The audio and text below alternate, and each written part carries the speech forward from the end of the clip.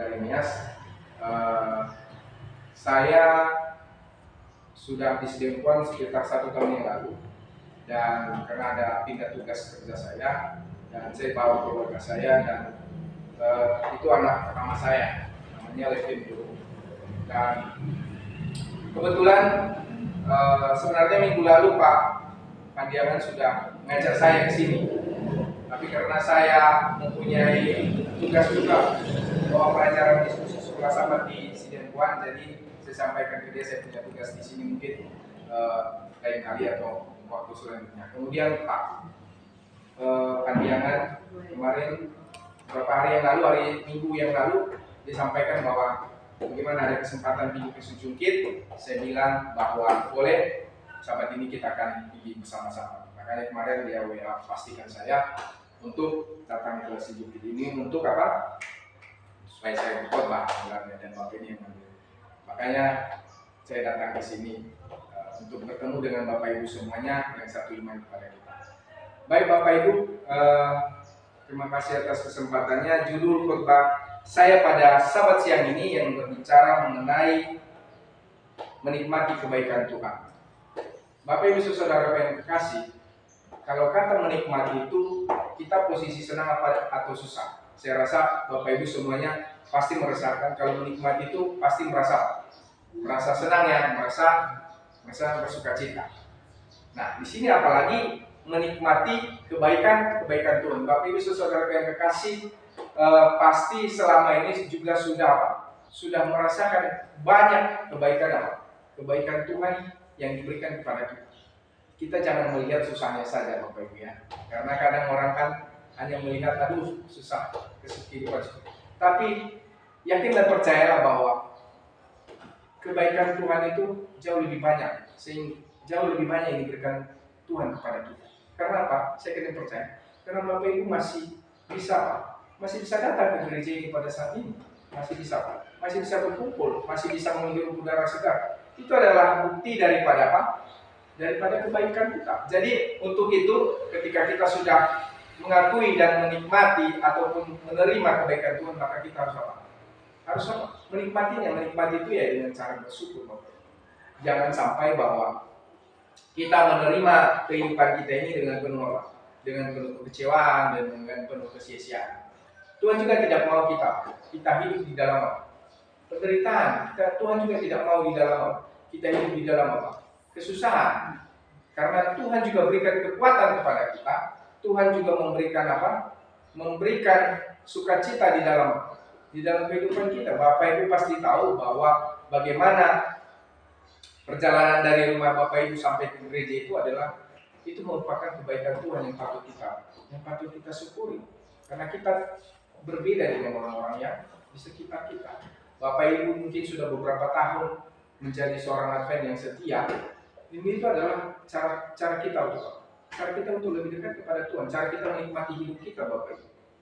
Kita harus menyadari bahwa segala sesuatu yang kita ingini bukan dari Tuhan, itu adalah kesia-siaan Bapak Ibu. Jadi jangan berharap bahwa saya pengen ini, tapi kalau memang itu tidak diberkati Tuhan, maka itu akan menjadi satu kesia-siaan di dalam kehidupan kita. Kita jangan menganggap bahwa apa yang kita terima dengan segala sesuatu keinginan kita, maka itu akan menjadi sia-sia kalau Tuhan tidak memberkatinya. Berbahagialah, di sini dikatakan berbahagialah orang yang murah hati karena mereka akan memperoleh kemurahan. Jadi Bapak Ibu, di depan Tuhan ini kita sebenarnya harus bermurah hati. Nah, pelajaran tadi sekolah sahabat kita menyampaikan bahwa Allah itu kasih. Salah satu kasih itu adalah kasih yang kasih yang tidak ada batasnya. Begitu juga kita cara menikmati kehidupan kita kepada Tuhan. Bagaimana kita menikmati kehidupan kita ini, yaitu tadi di sini disampaikan bahwa kita harus mengingat Tuhan, kita kembali kepada Tuhan. Ya, cara kita itulah menikmati hubungan kita dengan Tuhan.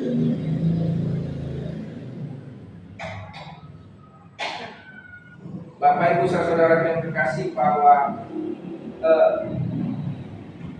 ada satu contoh yang sebenarnya kita sudah tahu bagaimana perjalanan bangsa Israel keluar dari tanah Mesir ya.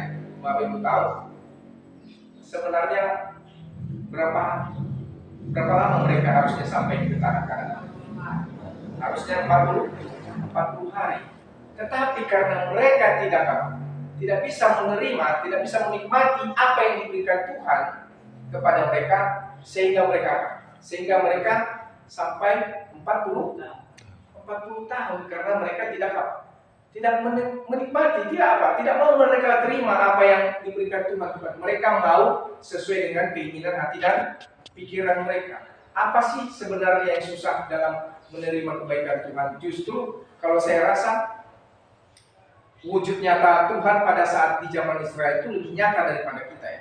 Lebih nyata. Tuhan itu langsung berikan apa?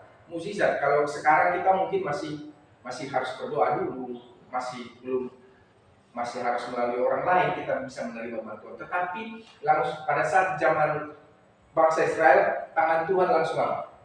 Tangan Tuhan yang memberikan pertolongan kepada kita. Nah, kenapa bangsa Israel sampai 40 tahun? Karena mereka bersungut-sungut.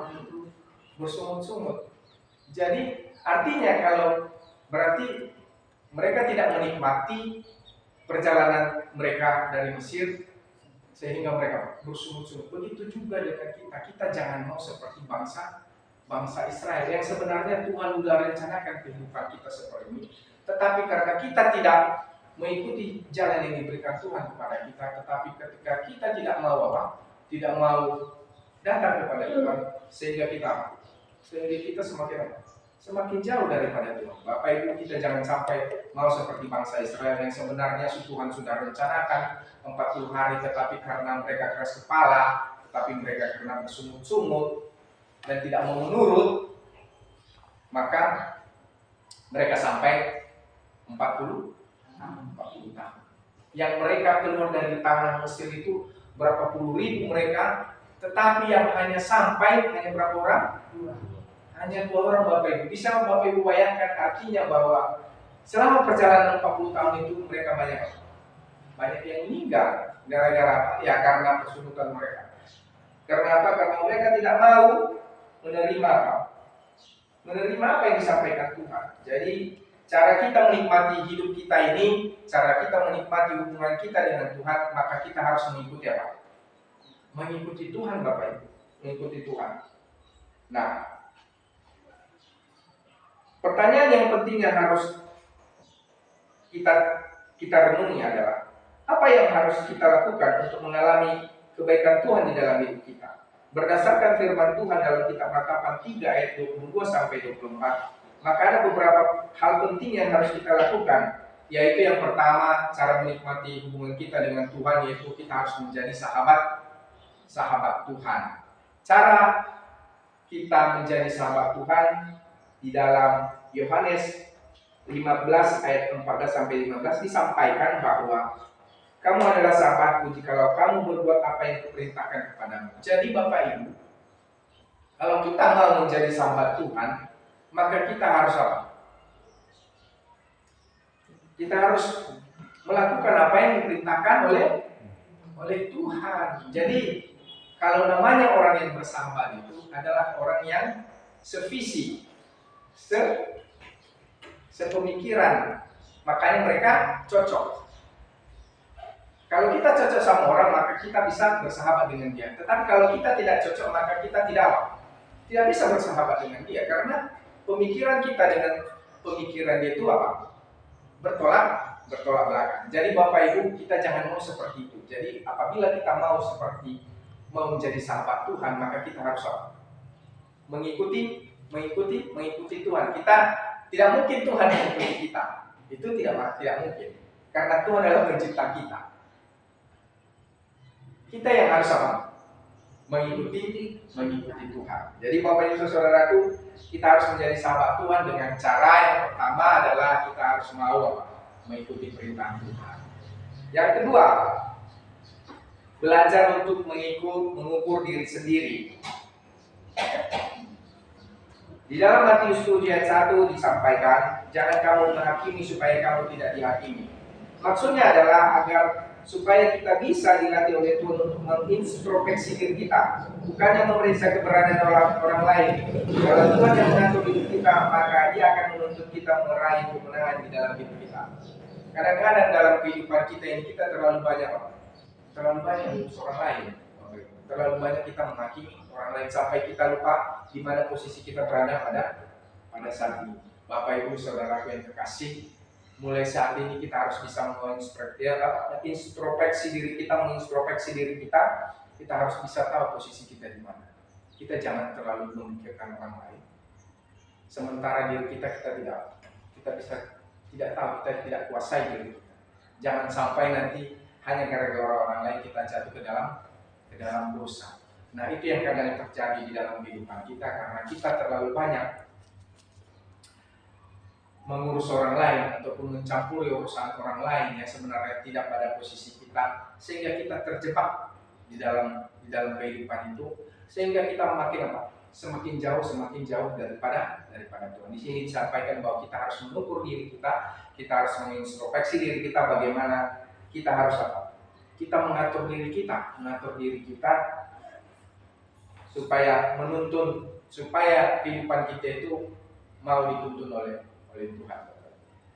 Kemudian yang ketiga yaitu dalam Lukas ayat 6 dan 30 Lukas 6 ayat 38, di sini dikatakan bahwa berilah dan kamu akan diberi suatu takaran yang baik, yang dipadatkan, yang digoncang, dan yang tumpah keluar akan dicurahkan ke dalam timbangan. Sebab ukuran yang kamu pakai untuk mengukur akan diukurkan kepadamu. Jadi di sini dikatakan kepadamu, disampaikan bahwa kita harus mau membuka tangan Tuhan dalam kehidupan kita. Dengan cara apa?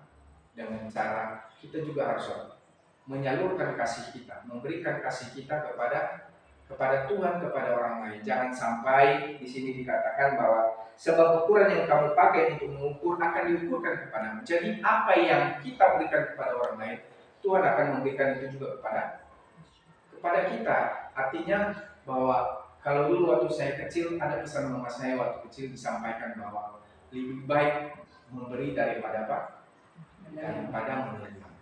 Jadi Bapak Ibu yang terkasih, bahwa cara menikmati hubungan kita dengan Tuhan yaitu tadi salah satu kita harus mau membuka tangan kita, membuka tangan Tuhan. Apa yang kita buka, apa yang kita berikan, Tuhan juga pasti akan melihat dan memberikan kepada kita. Jadi jangan ada berpikiran kalau kita memberikan kepada orang lain itu adalah suatu kerugian.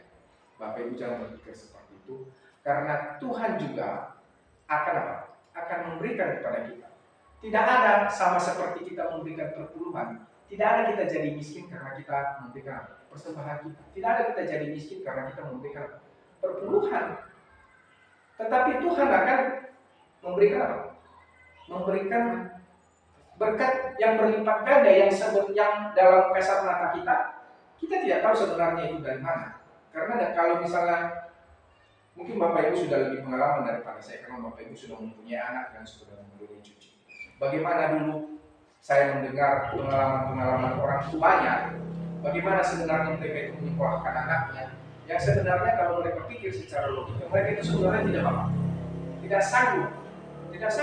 Banyak itu ada di kampung kami, mereka itu hanya petani yang kurang lebih sama lah kehidupannya dengan di wilayah ini. Tetapi mereka bisa sanggup menyekolahkan anaknya di UNAI, di Siantar. Yang notabene-nya, kalau saya melihat biaya di sekolah kita itu kalau misalnya di UNAI sama itu jauh lebih tinggi daripada sekolah-sekolah yang lain, karena itu ada uang asrama. Tetapi mereka menyaksikan bahwa kasih Tuhan itu jauh lebih besar kepada mereka, karena mereka bisa sanggup untuk menyekolahkan anaknya. Yang sebenarnya kalau kita pikir-pikir, kali dari ukuran apa sih petani yang bisa mereka harapkan, apalagi hanya mengurus kebun tanpa mempunyai orang lain. Artinya hanya mereka sendiri yang, kecuali kalau misalnya dia punya kebun ada orang lain yang mengurus, itu kan otomatis kan hasilnya itu jauh lebih besar karena dia punya anggota. Tetapi mereka sendiri yang mengurus kebun mereka. Jadi karena kita berpikir bahwa jangan kita mengukur diri kita sendiri, Karena ukuran kita itu adalah berada di tangan Tuhan, Bapak Ibu. Kemudian di sini dikatakan yang keempat, Galatia 6 ayat 10, karena itu selama masih ada kesempatan bagi kita, marilah kita berbuat baik kepada semua orang, tetapi terutama kepada kawan-kawan kita yang seiman. Pembangunan tubuh Kristus pertama-tama dimulai dari lingkungan gereja, yaitu membangun kita di dalam jemaat kita. Jadi Bapak Ibu saudaraku, kita harus peduli terhadap sesama kita. Cara menikmati hubungan kita dengan Tuhan, yaitu kita harus peduli terhadap sesama kita. Di sini sampai terutama terhadap seiman, terutama terhadap orang yang seiman. Kadang-kadang kalau saya melihat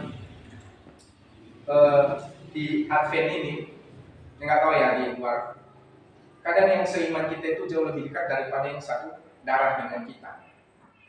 Kalau saya melihat, karena apa? Karena disampaikan bahwa kita harus berbuat baik, terutama kepada orang-orang yang satu iman sama kita. Bagaimana mungkin kita bisa berbuat baik terhadap orang luar kalau di dalam aja kita tidak apa? Tidak berbuat baik, itu sama dengan mustahil, Bapak Ibu. Kenapa kita bisa berbuat di luar, tapi dari dalam kita tidak bisa? Di sini disampaikan bahwa membangun dan peduli terhadap Kristus itu dimulai dari apa? Dimulai dari jemaat kita. Jadi kita harus peduli. Kadang-kadang memang saudara iman itu lebih dekat daripada saudara yang sedara. Karena mungkin yang satu darah itu posisinya mungkin lokasinya jauh dari kita. Kalau misalnya ada apa-apa, otomatis orang yang satu iman dulu yang dapat, yang dekat sama kita. Nah itu disampaikan, makanya Tuhan menyampaikan kita harus berbuat baik mulai dari apa? Mulai dari saudara-saudara yang satu iman. Kemudian yang terakhir Bapak Ibu, menjalin hubungan yang intim dengan Tuhan. Di dalam Lukas 10 ayat 38 sampai 42, dalam ayat tersebut menegaskan bahwa Maria telah memberikan diri untuk duduk di kaki Tuhan. Hal ini yang terpenting, yaitu kita harus menjalin hubungan yang intim dengan Tuhan, karena inilah yang diinginkan Tuhan. Di dalam Lukas ayat 10 sampai 38 dan 42 itu adalah mengisahkan antara Marta dan Maria waktu mereka menerima Yesus. Si Maria duduk mendengarkan Yesus, tetapi si Marta sibuk dengan apa? Kesibukannya sendiri. Jadi kita di sini, Bapak Ibu Saudara yang kekasih, kita jangan sampai lupa bahwa kita juga masih punya Tuhan. Jangan sampai kesibukan yang kita lakukan, kesibukan duniawi yang kita lakukan itu melupakan kita untuk datang kepada Tuhan.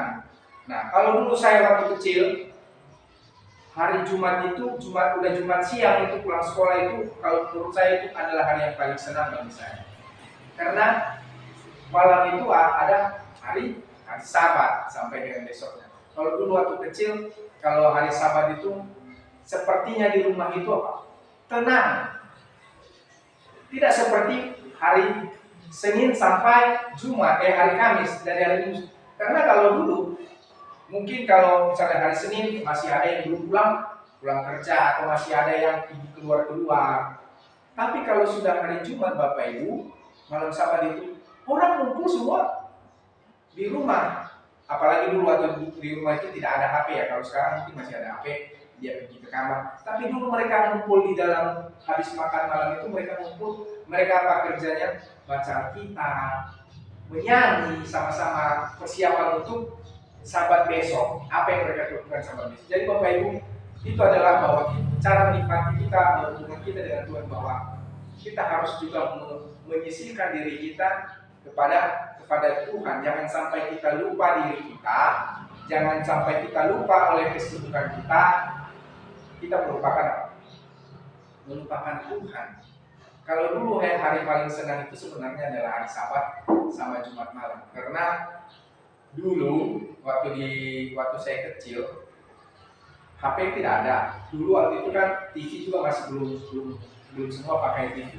Jadi kalau hari Jumat itu suasana di rumah itu seperti hening, seperti tenang lah, seperti Roh Kudus itu datang di rumah itu untuk menjumpai kita supaya kita itu mempunyai kesibukan kepada Tuhan. Beda hari ceritanya dengan hari Senin, hari Selasa, hari Rabu. Kadang-kadang kita pun renungan malam bisa lupa karena kesibukan kita. Karena terus ada yang pergi keluar, ada yang belum pulang, anak-anak juga ada yang masih belajar. Kalau hari Jumat itu aktivitas dunia itu pasti apa? Pasti di stop. Pasti. Jadi aktivitas yang dilakukan pada hari Jumat sampai Sabtu itu adalah kegiatan untuk apa? Kegiatan untuk berbakti, persiapan untuk apa? Untuk hari Sabat besok. Jadi Bapak Ibu Saudara yang terkasih, khotbah saya pada Sabat siang ini tidak panjang-panjang. Artinya bahwa yang perlu saya sampaikan kepada Bapak Ibu bahwa ketika kita sudah menikmati hubungan kita dengan Tuhan, maka pertahankanlah itu. Apa yang perbuatan baik yang sudah Bapak lakukan selama ini, pertahankanlah itu. Jangan sampai gara-gara kehidupan dunia, kehidupan orang lain, kita tidak menikmati hubungan kita dengan Tuhan, kita semakin jauh dari Tuhan. Jadi kiranya firman yang singkat ini bisa membawa iman kita lebih dekat kepada Tuhan kita Yesus Kristus. Amin.